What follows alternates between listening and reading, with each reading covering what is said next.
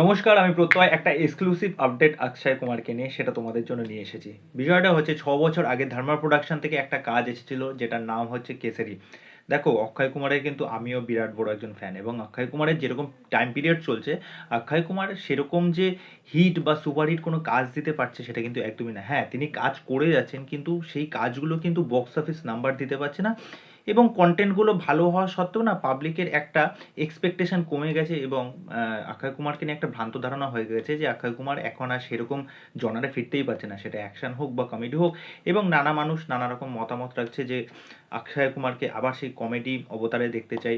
তা যাই হোক, অক্ষয় কুমারের তোর ভূত বাংলা আসছে, তা কেসারির যেটা দ্বিতীয় ভাগ মানে কেসারি টু, সেটা কিন্তু অনেকদিন ধরেই নানারকম চর্চা চলছে, তো ফাইনালি কেসারি টু কিন্তু আসতে চলেছে। হ্যাঁ, দেখো, কেসারি যেই সিনেমাটা সেটা আমার কাছে অন্তত প্রচণ্ড স্পেশাল, যেখানে 21 জন শিখ, যেখানে 10,000 আফগানের বিরুদ্ধে কিন্তু লড়াই করেছিল। এবং যদি প্রথম থেকে তোমরা যদি দেখো গল্পটা, যেটার মধ্যে প্রচুর এরকম ইন্টেন্স মুহূর্ত আছে, যখন আফগানদের সাথে যখন একা অক্ষয় কুমার এবং তার 21 জনের টিম যখন লড়াই করছিল, সেই মুহূর্তগুলো প্রত্যেকটা গুজবাম্পস দেওয়ার মতো।